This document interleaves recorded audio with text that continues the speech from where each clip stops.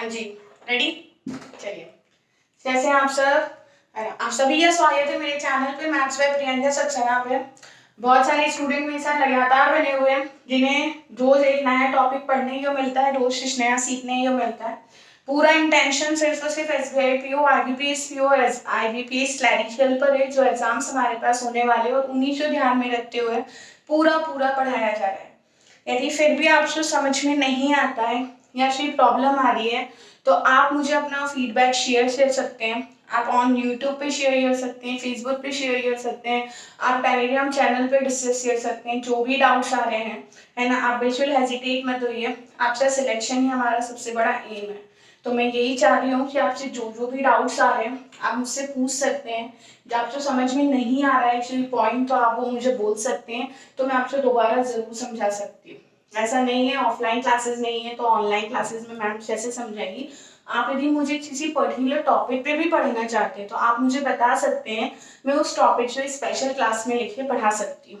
ठीक है, तो अब हमारी लास्ट क्लास के बारे में बात करें। लास्ट क्लास इनइक्वालिटी पे थी, राइट।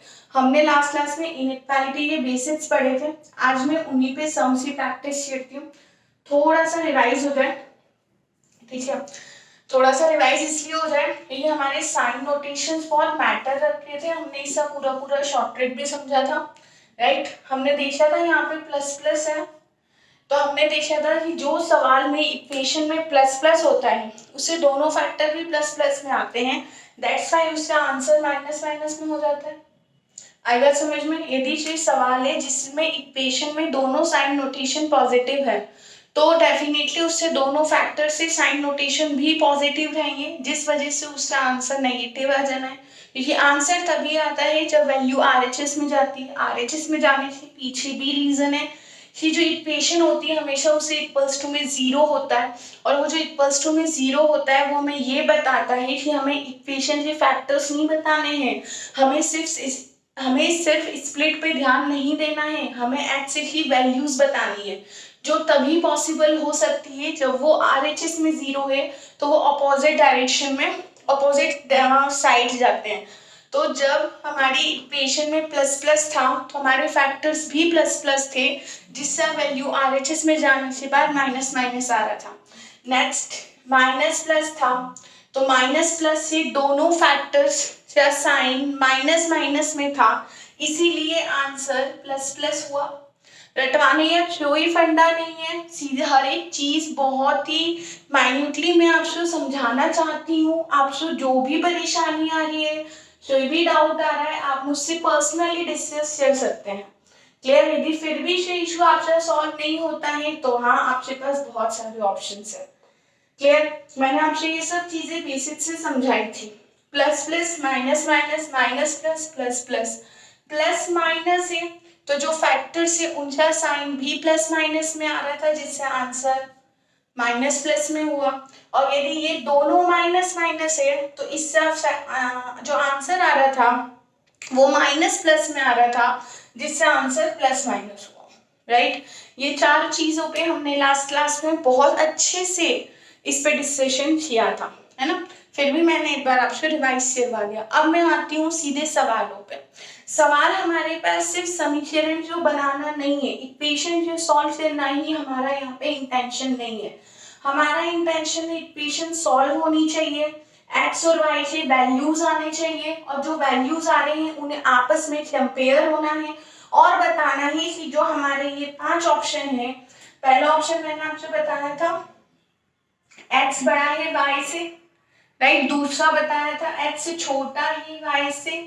तीसरा बताया था एक्स बड़ा और बराबर है वाई से। नेक्स्ट बताया था एक्स छोटा और बराबर है वाई से। और लास्ट बताया था एक्स बराबर वाई या फिर नो रिलेशन। ये 5 ऑप्शन पहले से हमारे पास रहते हैं। इन 5 में से जो भी ऑप्शन फॉलो कर रहा होता है वही हमारा आंसर होता है। अब इट मीन्स दैट हमारे पास 2 इक्वेशन रही है। क्लियर है? कुछ सवाल ऐसे होते हैं जिनसे डायरेक्टली आंसर दिया जा सकता है। अब तो एग्जाम का सिनेरियो बहुत ज्यादा चेंज हुआ है ना, इसलिए अब तो प्रीलिम्स में भी ऐसे सवाल बहुत से हम पूछे जाते हैं। अधिकतर लोग यही बोल देते हैं इनइक्वालिटी, तो हम देखते से बता देते हैं कि आंसर क्या आना है।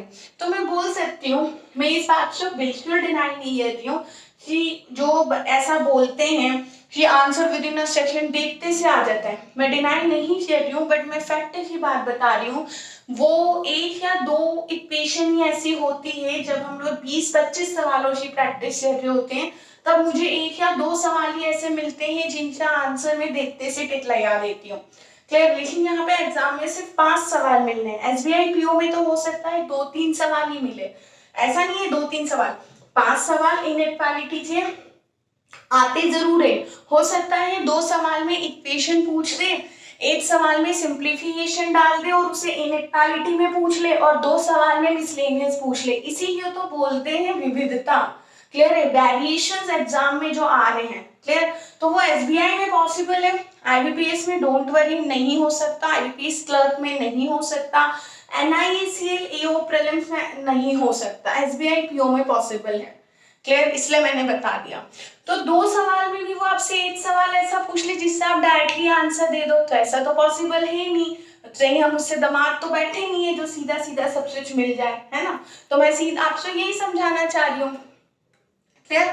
जी, आपसे बेसिक्स मैं भी वो चीज बता देती हूँ, लेकिन हाँ आपसे हर चीज अपने दिमाग में ये मत ले लेना कि ये लेंदी प्रोसीजर है, हमने तो सुना था इससे आंसर देखते से आ जाते हैं। तो देखते हैं उन सवालों पे जिनसे आंसर एकदम देखते से टिक कर सकते हैं। जैसे फॉर एग्जाम्पल मैंने इक्वेशन दे दी x⁴ plus 35x plus 300 is equals to 0। Equation दी है x⁴ plus 35x plus 300 is equals to 0। Clear है? और y² minus 35y plus 300 is equals to 0। ऐसा नहीं है ये सेम दिया है मैंने। क्लियर है? आप यहाँ पे रेंडमली कोई भी वैल्यू ले लीजिए मैंने यहाँ 27 लिख दिया और मैंने यहाँ पे 180 लिख दिया। डन? जितनी भी बड़ी इक्वेशन हो, कैसे भी फैक्टर हो, अब ध्यान से देखना। इस इक्वेशन के दोनों साइन नोटेशन पॉजिटिव है, यस, तो इसका आंसर माइनस माइनस रहेगा। डन है? आपसे पहले फैक्टर्स पे नहीं जाना। क्लियर? आप ये देखिए इस सवाल के दोनों साइन नोटेशन पॉजिटिव है, यस, तो आंसर माइनस माइनस रहेगा। क्लियर है? डन? अब नीचे आइए, नीचे वाली इक्वेशन से साइन नोटेशन माइनस प्लस में है, यस, तो जब माइनस प्लस में होता है तो आंसर प्लस प्लस में आता है, ये ना प्लस प्लस में। आ रही है बात समझ में? इस सवाल से दोनों साइन नोटेशन प्लस प्लस में थे तो आंसर प्लस प्लस से उल्टा माइनस माइनस, माइनस प्लस है तो माइनस प्लस से आंसर प्लस प्लस। तो आप ही समझ जाइए ये x से क्या मान दे रहा है, ये y से मान दे रहा है, तो बिना कंपैरिजन ये समझ में आ रहा है कि प्लस हमेशा माइनस से बड़ा होता है, भले प्लस छोटा से छोटा क्यों ना हो और माइनस की वैल्यू बड़े से बड़ी क्यों ना हो। क्लियर है? तो यहाँ पे साफ समझ में आ रहा है कि y का मान x से बड़ा है, तो आप इस आंसर को टिक कर सकते हो और आगे बढ़ सकते हैं। क्लियर है? तो इसे देखने में आई थिंक 5 सेकंड से ज्यादा नहीं लगना है। प्लस प्लस है माइनस माइनस, माइनस प्लस है प्लस प्लस, साफ समझ में आ रहा है कि 2 प्लस 2 माइनस से हमेशा बड़ा रहेगा, तो आंसर x बड़ा है, x छोटा है y से, मतलब y बड़ा है x से। आई बात समझ में? क्लियर है? चलिए, एक तो ये हुआ। तो ओवरऑल आपसे एक चीज ध्यान रखनी है, यहाँ पे ध्यान देना, ऐसी इक्वेशंस जिनमें फैक्टर सीधा माइनस माइनस प्लस प्लस में आंसर हो, उनमें आप जो वही वैल्यू का आंसर जहां पे प्लस है वो वाला वैल्यू हमेशा बड़ा रहेगा माइनस वाले से। बहुत सारे स्टूडेंट्स इसे दिमाग में बिठा लेते हैं, है ना? तो आप इसे दिमाग में बिठा रहे हैं, plus plus minus plus. Clear है? ध्यान से देखना, प्लस प्लस माइनस प्लस, दूसरा वाला साइन क्या है, दोनों क्या प्लस है, तो फैक्टर्स तो प्लस ही होना है, ये माइनस प्लस है, ध्यान से देखना, तो ये दोनों तो प्लस है। क्लियर है? और जिस प्लस के साथ माइनस हो वही वाली इक्वेशन का वेरिएबल बड़ा रहेगा, ध्यान से देखना, ये दोनों प्लस प्लस है। क्लियर है? तो जिस प्लस के साथ माइनस हो उसी वाली इक्वेशन का वेरिएबल बड़ा रहेगा, तो इस वाली इक्वेशन के साथ इस प्लस के साथ माइनस था तो y बड़ा हुआ, यदि इस प्लस के साथ माइनस होता तो x बड़ा होता। आई बात समझ में? आपको लिखने की भी जरूरत नहीं है, दोनों साइन प्लस प्लस है, तो जिस प्लस के साथ माइनस हो हमेशा वही वाली इक्वेशन का वेरिएबल बड़ा रहेगी। क्लियर है? नेक्स्ट पॉइंट पे आ जाए, आई थिंक सो समझ में आना चाहिए।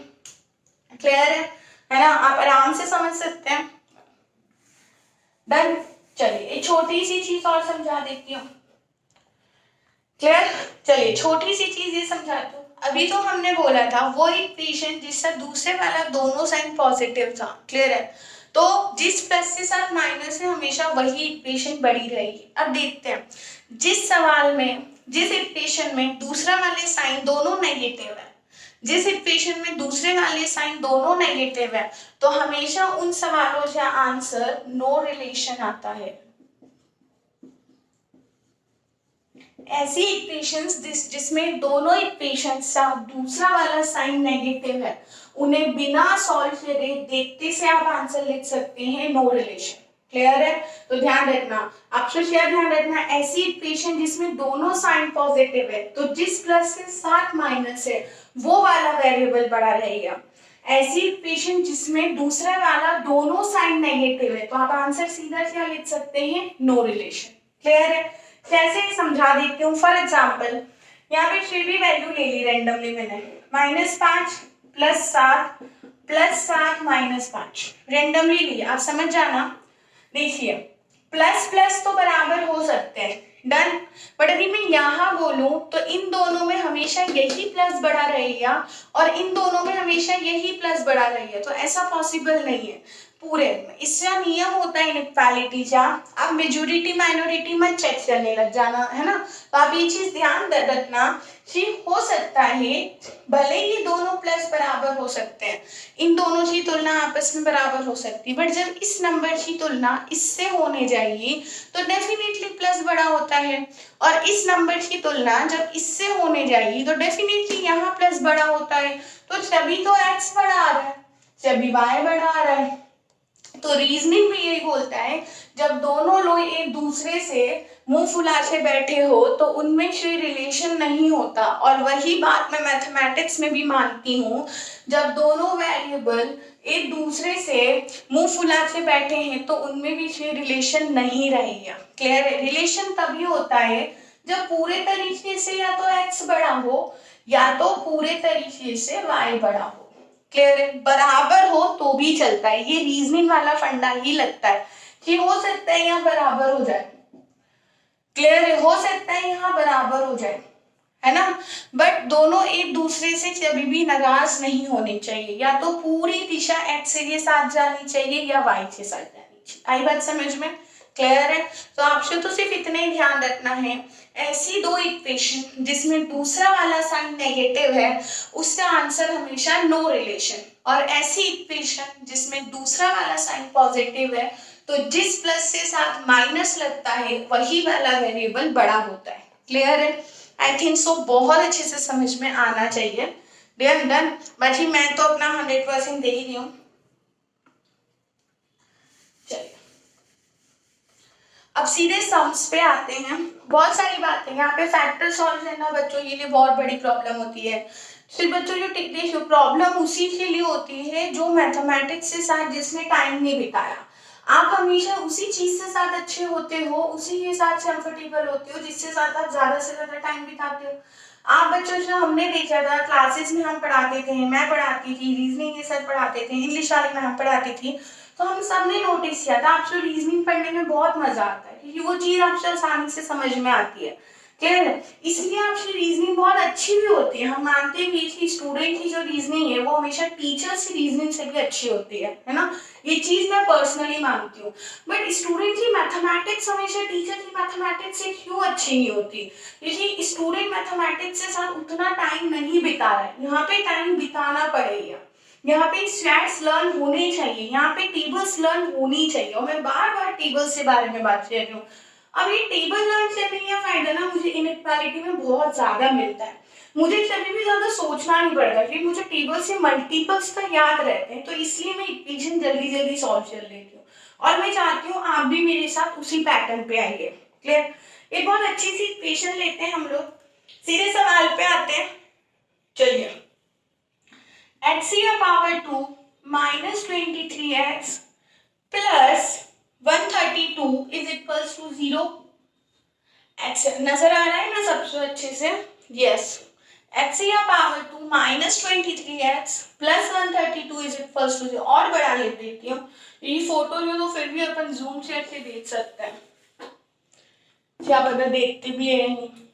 HCF power 2 minus 23x plus 132 is equals to 0, और नेक्स्ट इक्वेशन है y की power 2 minus 27y plus 180 is equals to 0।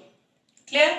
दो इक्वेशन है मेरे पास, x की power 2 minus 23x plus 132 is equals to 0, y की power 2 minus 27y plus 180 is equals to 0। तो आप ये मत बोलना मैम इसका आंसर तो सीधा समझ में आ रहा है वेरिएबल बड़ा, मैंने बोला था दोनों प्लस तो है, बट यहाँ तो दोनों ही प्लस से साथ माइनस है, तो ऐसा नहीं है। क्लियर है? मैंने बोला था जिस इक्वेशन में प्लस से साथ माइनस हो वो वेरिएबल बड़ा होता है, तो यहाँ तो x भी हो सकता है y भी हो सकता है, तो हम सीधा फैक्टर्स पे जाइए। डन है? ये माइनस है ये प्लस है, तो माइनस प्लस है तो आंसर प्लस प्लस में आना चाहिए। यस, ये हमने पढ़ा था, ये माइनस है ये प्लस है, तो माइनस प्लस है तो आंसर प्लस प्लस में आना चाहिए, और यहाँ पर भी माइनस प्लस है तो आंसर प्लस प्लस में आना चाहिए। क्लियर है? चलिए अब आपको फैक्टर्स की भी थोड़ी हेल्प मिल जाएगी। दोनों में मल्टीपल तो 1 है, तो 1 तो असर डालता नहीं है, तो 1 132 से मल्टीप्लाई हुआ तो भी 132 ही आता है, तो हमें 23 को ही ऐसे तोड़ना है, जिसे ऐसे दो नंबर में तोड़ना है जिसे जोड़ने पर 23 आ जाए और मल्टीप्लाई करने पे 132 आ जाए, 132 आ जाए, जोड़ने पे 23 आ जाए। मेरे जैसी बंदी सीधा बोल सकती है 12 इंटू 11, मेरे जैसी बंदी सीधा बोल सकती है 12 इंटू 11, ये मुझे मल्टीपल्स याद है।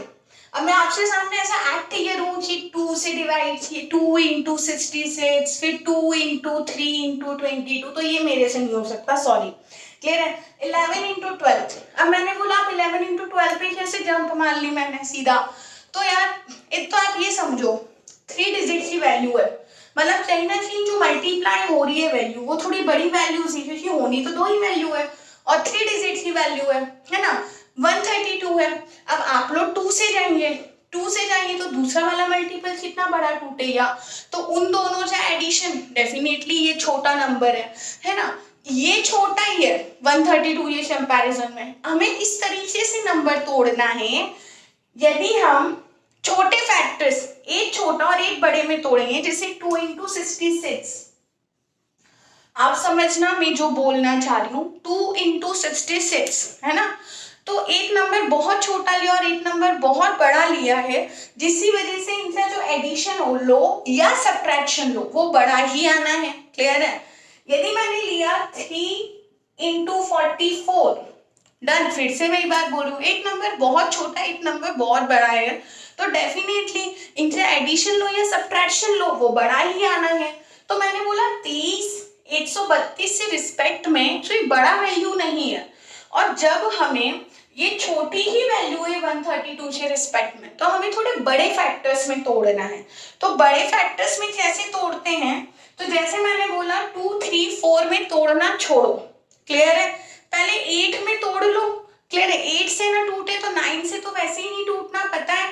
क्लियर? उससे बात रही बात 9 से क्यों नहीं टूटना वो भी बता दूं, यदि आपको नंबर डिविजिबिलिटी पढ़नी है तो, है ना। 9, अब मैंने बोला मैं सीधा 11 पे जाती हूँ, 11 से सीधा डिवाइड भी हो रहा है, ये पता चल रहा है कैसे, हम सबने पढ़ा था 11 का डिविजिबिलिटी नियम। 11 का डिविजिबिलिटी नियम बोलता है ऑल्टरनेट डिजिट जोड़ी 2 और 1 3, जोड़ते थे ना, ऑड पे आने वाली वैल्यू और इवन पे आने वाली वैल्यू, ऑड वाली को एक साथ जोड़ दो, इवन वाली को एक साथ जोड़ दो, और आपस में दोनों से डिफरेंस लो। यदि वो डिफरेंस 0 आता है 11 आता है तो वो नंबर 11 से जरूर डिवाइड होता है। क्लियर? जैसा कि यहाँ पर लिया 132, फॉर एग्जाम्पल एक नंबर दे दिया, नजर भी आ रहा है 14641, अब देखते हैं 11 से डिवाइड होता है यानी, तो मैंने बोला ऑड प्लेस पे आने वाले डिजिट, तो 1 और 6 7, 7 और 1 8, इवन प्लेस पे आने वाले डिजिट 4 और 4 8, दोनों का डिफरेंस या तो 0 आना चाहिए या 11 आना चाहिए। यदि ऐसा है तो ये नंबर 11 से डिवाइड हो रहा है, तो हमने देखा कि इसका डिफरेंस 0 आता है, देयरफॉर ये नंबर 11 से डिवाइड हो रहा है। ऐसे ही ऑड पे आने वाली डिजिट 1 और 2 3, और इधर भी ऑलरेडी 3 है, 3 माइनस 3 0, 11 से डिवाइड हो रहा है, बिना सोचे समझे 11 से डिवाइड करो। 11 से डिवाइड किया, 11 वन जा 11, 2 बचा तो 22, 11 इंटू 12, 11 और 12 आपस में जोड़ा तो 23 भी आता है। हमेशा बड़ी वैल्यू पहले।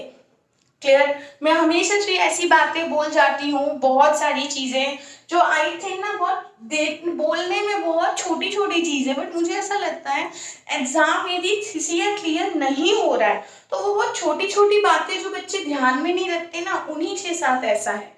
क्लियर? क्योंकि मैंने देखा है यदि जो बंदा डिजर्विंग है ना, क्लियर, मैं मानती हूँ ये बात, या बोल सकते हैं मैं एक्सपीरियंस हुई इस बात से, यदि ये बंदा डिजर्विंग है और यदि उसका सिलेक्शन नहीं हो रहा है तो वो या तो सिर्फ पॉइंट से नंबर आए ही, यदि ये सिर्फ पॉइंट से आए पीछे भी है और सिर्फ पॉइंट से आए भी तो वो मेरिट नहीं बना पा रहा है। तो वो ये छोटी छोटी सी बातें जो वो ध्यान नहीं देता है ना।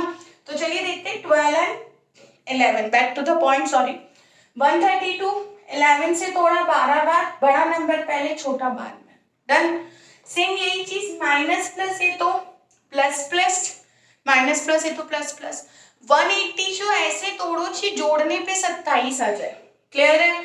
जोड़ने पे 27 आ जाए। अब 27 ऐसा नंबर है, ये ऊपर वाला हटा दो। नॉर्मली बच्चा पहले सोचता है, मेरे हिसाब से अब तो बच्चे इतने बड़े हो चुके हैं, 2 3 से तो कोई नहीं तोड़ता, चलो 6 से तोड़ लेते हैं। 6 इंटू 30,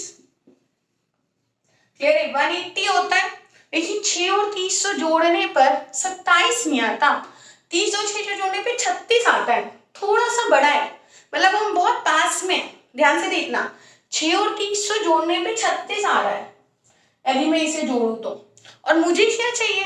27 चाहिए।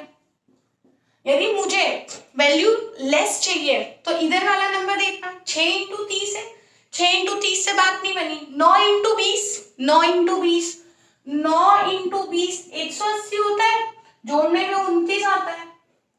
क्लियर है? 29 बहुत हद तक पास में। 6 9 तो सीधे 12 पे आते हैं, 12 से 180 15 बार में चला जाएगा। 12 वन जा 12, रिमाइंडर बचा 6 60 बना, 12 5 जा 60, तो 12 से कितनी बार में चलाइए? 15। अब सोचिए मैं 2 से उठाती तो कितना लंबा जाता ना, 2 इंटू 90 जाता, 3 इंटू 60 जाता, 4 इंटू 45 जाता, 5 इंटू 36 जाता। क्लियर है? मैंने ये सोचा कि 180 और जोड़ने पे 27 चाहिए, मतलब 27 है तो ऑब्वियसली आपस में बड़े नंबर्स होने चाहिए। शायद हो सकता है नेक्स्ट सवाल में यहाँ पे 36 आ जाए। क्लियर है? हो सकता है नेक्स्ट सवाल में यहाँ पे 29 आ जाए। क्लियर है? तो मैंने आंसर 6 से लिया, तो 6 इंटू 30 36, 9 है ना, तो हमें 36 नहीं चाहिए था। फिर मैंने 6 से बड़ा 9, 9 डिवाइड होता था 180 से 20 बार में, तो मुझे 29 भी नहीं चाहिए था। 9 के बाद आप बोल सकते मैम आपने 10 क्यों नहीं लिया? 10 इंटू 18, क्लियर है? 10 इंटू 18 180, लेकिन 10 प्लस 18 28 आता है। क्लियर? मैं आपसे क्या समझाना चाह रही हूँ, जितने नंबर छोटे हैं उतना एडिशन बड़ा आ रहा है। क्लियर है? अभी यही बात मैंने समझाई थी, जैसे जैसे नंबर आपस में बड़े होते जा रहे हैं वैसे वैसे एडिशन लेस होता जा रहा है। क्लियर? तो 9 इंटू 20 नहीं बात बनी, 10 इंटू 18 28 तक ले आए, 27 नहीं आया। 11 तो होता नहीं है डिवाइड, तो बचा क्या? 12, तो 12 इंटू 15 180 भी होता है, और 12 प्लस 15 जोड़ने पे 27 भी होता है। तो हमारी बड़ी वैल्यू ऊपर, छोटी वैल्यू नीचे, 15 और 12। क्लियर है? अब आते हैं सबसे मोस्ट इंपॉर्टेंट फैक्टर कंपैरिजन पे। तुलना कैसे होनी चाहिए? हर एक वैल्यू दोनों से तुलना होती है, हर एक वैल्यू दोनों वैल्यू से तुलना होती है, हर दूसरी वैल्यू भी दोनों से तुलना होती है। क्लियर है? हर एक वैल्यू दोनों वैल्यू से कंपेयर होता है। तो देखिए 12 और 15, इन दोनों में 15 बड़ा है, राइट? 12 और 12 बराबर है, बराबर है। क्लियर है? 11 और 15, 15 बड़ा है। क्लियर? 11 और 12, 12 बड़ा है। बात समझना, हर एक वैल्यू दोनों से तुलना हो रही है, हर दूसरी वैल्यू की भी दोनों से कंपैरिजन हो रहा है। तो 12 और 15, 15 बड़ा है, 12 की 12 से तुलना हुई तो बराबर हुआ। 11 या 15 से कंपैरिजन हुआ, 15 बड़ा है, 11 या 12 से हुआ तो 12 बड़ा है। तो y बड़ा निकला x से, साथ साथ बराबर भी निकला, तो y बड़ा निकला x से और साथ ही साथ बराबर भी निकला। तो our answer is x is less than और equals to y। I think अच्छे से समझ में आया होगा। Our answer is x is less than और इक्वल्स टू y। नजर आ रहा है ना? यस, डन है, क्लियर। इट्स बाद ऑल लेते हैं, है ना? चलिए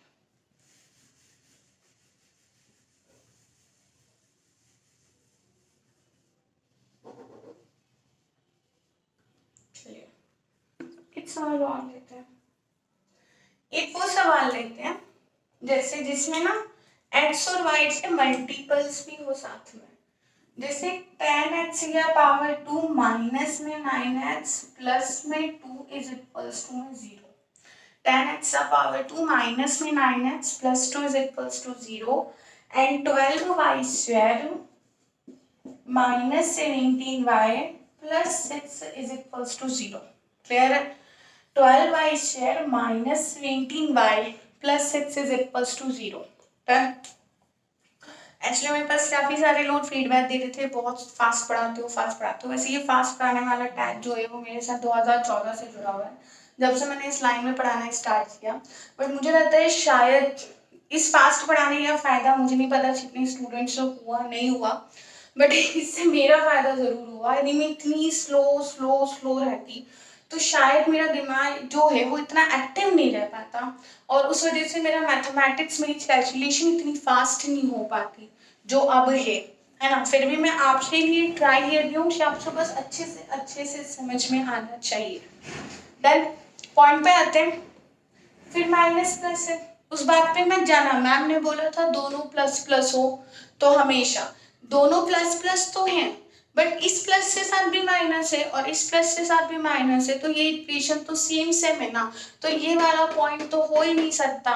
तो माइनस प्लस है तो आंसर प्लस प्लस, यहाँ पे साफ समझ में आ रहा है। और माइनस प्लस है तो आंसर प्लस प्लस, ये भी बात समझ में आ रही है। क्लियर है? अब आते हैं हम फैक्टर्स पे। तो अभी तक तो हमने जितने भी फैक्टर्स देखे फर्स्ट नंबर में हमेशा फर्स्ट वाला जो x या पावर 2 होता था उसका मल्टीपल हमेशा 1 ही होता था। यहाँ पे 10 है, यहाँ पे 2 है, तो 10 2 जा 20। क्लियर है ना? नजर भी आ रहा है? 10 2 जा 20, 20 को ऐसे तोड़ना है कि जब उसे तोड़ो तो दो नंबर मल्टीप्लाई करने पे तो 20 दे दो, जोड़ने पे 9। तो बचपन से रटा हुआ है 20 मतलब 5 और 4, और जोड़ने पे 9, तो ये 5 और ये 4। क्लियर है? जो नंबर मल्टीप्लाई में होता है आप उसे नीचे डिवाइड में ले आइए। जो नंबर मल्टीप्लाई में होता है आप उसे नीचे डिवाइड में ले आइए। क्लियर? 12 इंटू 6 72। अभी इसे भी तोड़ना बताऊंगी मैं कि जिसे मल्टीपल्स नहीं याद है, हमें तो हर बच्चे को ध्यान में रखते हुए सॉल्यूशन ढूंढना पड़ता है। 12 इंटू 6 72। 72 जो ऐसे तोड़ना है कि मल्टीप्लाई करने पे 72 आ जाए और जोड़ने पे 17। बच्चों या फेवरेट नंबर 8 नंबर 72। क्लियर है? 8 9 जा 72, तो 8 और 9 जोड़ने पे 17 भी हो रहा है, तो नो प्रॉब्लम। प्रॉब्लम तब आती जब 36 दूनी 72 हो देता, अरे बाप रे 36 का टेबल, 24 या 72 बोल देता, 18 इंटू 4 72 बोल देता, तब प्रॉब्लम आती है। ये इतना टेबल कौन पड़ता है? यहाँ तो बचपन से रटा हुआ है 8 9 72 और 8 और 9 जोड़ने पे 17, तो 8 इधर लिख दिया, 9 इधर लिख दिया, बटे में 12 लिख दिया। आई बात समझ में? क्लियर है? बटे में 12 कहाँ से आया? अपॉन में 12। जो नंबर इनके मल्टीपल्स में, ध्यान रखना, हर जिससे हाईएस्ट पावर 2 है उनके मल्टीपल्स में जो नंबर है उससे अपॉन में ले आना है। इससे पीछे मैथमेटिक्स का रीजन भी है, है ना। बट मैंने देखा आज के टाइम पे रीजन कोई नहीं पढ़ना चाहता, सब फैक्ट्स एंड फिगर्स पढ़ना चाहते हैं, ऊपर ऊपर से पढ़ना है, अंदर है क्या हो रहा है छोड़ो। 5/10, 4/10, 8/12, 9/12। कंपैरिजन करने के बहुत तरीके हैं। एक होता है थोड़ा सा लॉजिकली दिमाग पे जोर डालो। 5/10 आधा, आधा मतलब आप ये बोल सकते हैं यहाँ पर इसे सिंप्लीफाई करेंगे तो 1/2, ये भी 1/, ये हुआ 2/5, ये हुआ 3/4। वैसे मुझे इतनी जरूरत नहीं है ना, आप जो भी ऐसे चीजें डायरेक्टली बताऊंगे। ये हुआ 2/3, 1/2, 0.5, 2/3, 0.6। परसेंटेज पढ़ा था ना 2 क्लास पहले। 1/2, 0.5, 2/3, 0.6, दोनों में ये बढ़ा है। क्लियर है। 1/2, 0.5, 3/4, 0.75 है ना। 1/2, 0.5, 3/4, 0.75, यही बढ़ा है। क्लियर है, जिसे नजर नहीं आ रहा है। 1/2, 0.5 और 2/3 से 0.6। अब इतना नहीं समझ में आ रहा है तो आप मेरी परसेंटेज वाली क्लास में देख सकते हैं, मैंने तो फ्रैक्शन बताया था। 1/2, 0.5, डन। 2/5, 3/4। अब देखिए यहाँ पे 1/2, 0.5, 3/4, 0.75, डेफिनेटली यही बड़ा है। तो इसमें इन दोनों में भी ये बड़ा है, इन दोनों में भी ये बड़ा है। 2/5, 0.4, 0.6, यही बड़ा है। 2/5, 0.4, 0.75, यही बड़ा है। तो हर हालत में y बड़ा है x से, तो हमारा ये वाला ऑप्शन हुआ। आई बात समझ में? क्लियर है। अब मैं बोलती हूँ मुझे मैम पॉइंट में मुझे प्रॉब्लम आता है, क्लियर है, आप मुझे ये सॉल्यूशन दो। तो चलिए मैं पॉइंट वाली बात का सॉल्यूशन देती हूँ। ध्यान से देखना, पॉइंट वाली बात का सॉल्यूशन भी दूंगी और ये जो डिवाइड हो रहा है ना, इसे भी नहीं करना पड़ेगा, तो प्लीज ध्यान से देखना। आइए बढ़ू मैं थोड़ा सा ना, तो ये डिवाइड करना है ना, ये पॉइंट पे लाना है। मैं तो जनरली वही अप्लाई करती हूँ। जहाँ मुझे लगता है बहुत सारी वैल्यू डिवाइड में हो रही है ना, वहाँ मुझे एलसीएम लेना थोड़ा इजी लगता है। 10 और 12 से एलसीएम दिमाग पे रटा है 60। 10 और 12 से 60। यहाँ 60 लाने के लिए 6 से मल्टीप्लाई तो ऊपर भी 6। यहाँ 60 लाने के लिए 6 से तो ऊपर भी 6। क्लियर। यहाँ 60 लाने के लिए 5 तो ऊपर भी 5। यहाँ 60 के लिए 5 तो ऊपर भी 5। क्लियर है। तो मल्टीप्लाई करने पे आपके पास मैंने देखा कि मुझे एलसीएम लेने से क्या हो जाएगा, सबका डिनोमिनेटर सेम हो जाएगा। और जब डिनोमिनेटर सेम होता है तो हम ये बोल सकते हैं कि सीधा सीधा न्यूमरेटर की तुलना हो सकती है। तो देखिए ये 30, ये 40, 5 छम 30, 8 पंजे 40, डेफिनेटली 40 बड़ा है। ये 30, ये 45, 5 छम 30, 9 पंजे 45। जिस बच्चे एकदम इंग्लिश मीडियम में पढ़े हुए आईसीएसई बोर्ड से आए हुए, मैम आप हिंदी बहुत बोलते हैं, तो यहाँ हिंदी इंग्लिश की बात नहीं हो रही, मैथमेटिक्स की बात हो रही है। 5 6 जा 30, 9 5 जा 45, डेफिनेटली 45 बड़ा है। 4 6 जा 24, 8 5 जा 40, डेफिनेटली 40 बड़ा है। 4 6 जा 24, 9 5 जा 45, डेफिनेटली 45 बड़ा है। तो y बड़ा है x से। इसमें क्या होता है, मान लो जल्दबाजी में डिवाइड करने में गलती हो जाए, मान लो पॉइंट में लाने में प्रॉब्लम आ जाए, तो 10 और 12 से एलसीएम एक ही बार मैनेज करनी है 60। यहाँ 60 बनाने के लिए नीचे 6 तो ऊपर 6, नीचे 6 तो ऊपर 6, इधर 5 तो इधर 5, इधर 5 तो इधर 5। क्लियर है। उससे बाद आप कंपैरिजन कर सकते, एकदम नीट एंड क्लीन कंपैरिजन है। डन। तो ये भी हमें पता चला। अब मैं एक छोटी सी बात और बताती हूँ, दूसरे सवाल के साथ बताती हूँ जिन्हें फैक्टर्स में प्रॉब्लम आती है ना। एक छोटी सी बात और समझते हैं। आई थिंक इतना समझ में आया। और मुझे ऐसा क्यों पता, ऐसा फील हो रहा है जब से मैं ऑनलाइन पढ़ाने लगी हूँ, मुझे ऐसा लगता है बच्चों को सब आता है। ये मुझे आपकी वो वाली शक्लें नजर नहीं आ रही ना, जिसमें मुझे देखते से समझ में आ जाता था कि यार समझ ही नहीं आ रहा है, फिर से समझा। यहाँ पे तो मुझे लगता है सब महारथी बैठे हुए हैं। डन। चलिए एक सवाल पे और पे आती हूँ मैं।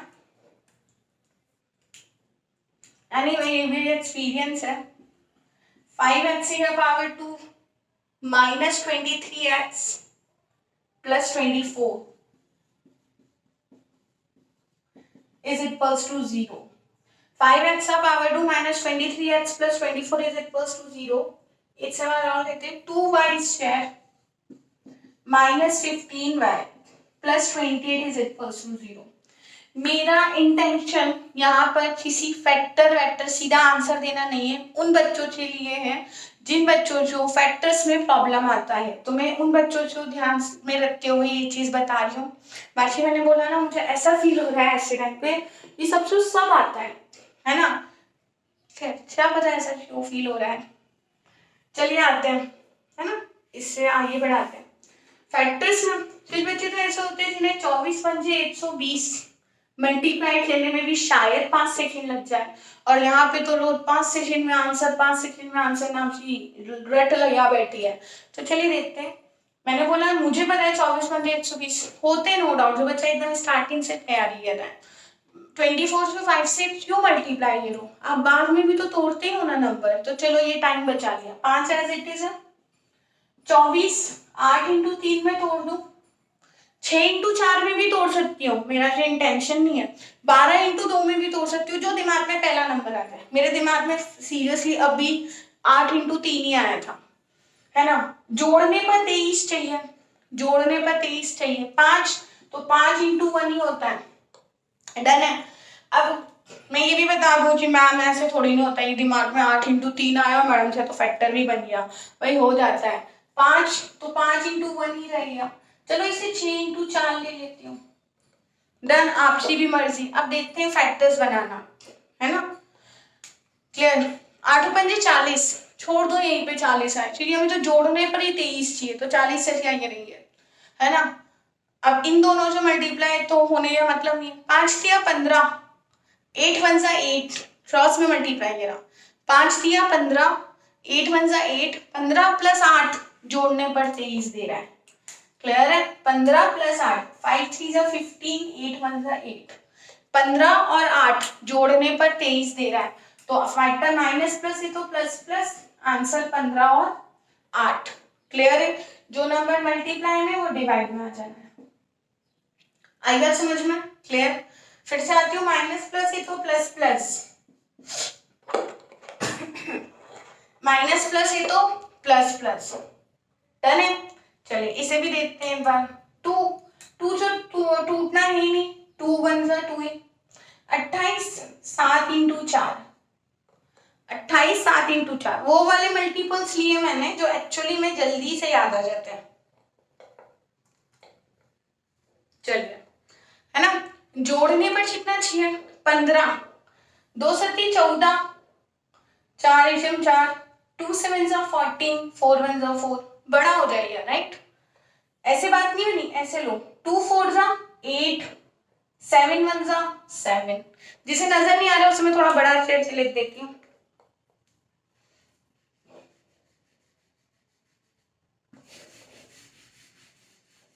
चलिए यहाँ पे देख लेते हैं, 2 से तोड़ा, 2 1 जा 2, 28 7 इंटू 4, क्लियर है ना। तो चलो देखते हैं।